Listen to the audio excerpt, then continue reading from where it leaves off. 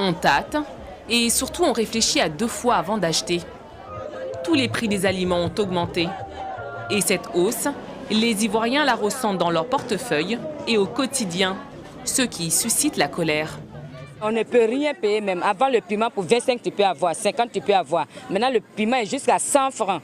Aubergine 100 francs, disons l'unité même tout est 100 francs. Pour quelqu'un qui ne travaille pas. On ne peut même pas manger copieusement, on mange au moins 1 fois par jour. L'inflation est passée en janvier de 2,4% à 2,9% actuellement. Tous les prix des produits de première nécessité ont grimpé.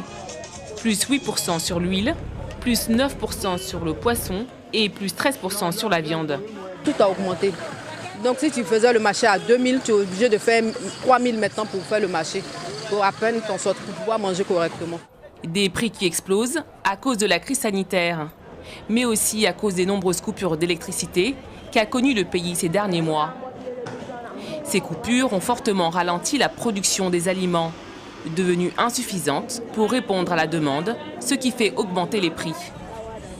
Les consommateurs, eux, voient leur pouvoir d'achat diminuer et accusent les commerçants de gonfler leurs tarifs. Ces derniers, à leur tour, pointent du doigt le gouvernement. On doit diminuer d'abord les taxes. Quelles taxes? Les taxes d'abattage. Plusieurs secteurs sont aussi concernés par cette inflation, comme celui de l'industrie du ciment et des matériaux de construction. Pour apaiser la colère de la population, le gouvernement promet de renforcer la surveillance du marché, notamment le contrôle de l'affichage des prix, mais également le contrôle des prix réglementés. Pas sûr que ces mesures calmeront les tensions actuelles. D'autant plus que cette crise ne concerne pas uniquement la Côte d'Ivoire. Le Bénin, le Nigeria ou encore le Burkina Faso sont aussi concernés.